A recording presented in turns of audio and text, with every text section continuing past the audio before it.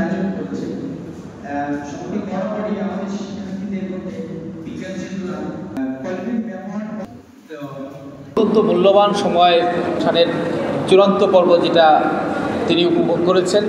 আমাদের প্রধান অতিথি ডাক্তার জাওয়াদুল হক স্যার, যিনি রাজশাহী সময় অতিবাহিত করেছেন আমাদের সঙ্গে। এবং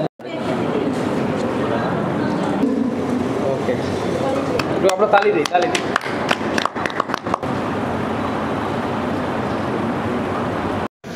সামনে কিন্তু অনেক সুযোগ আছে এবং এই যে বিতর্ক নিয়ে যে তোমাদের উৎসাহ, এই যে উৎসাহটা নিয়ে এসেছো, আগামীতে এই উৎসাহটা যেন আর বাড়তে থাকে।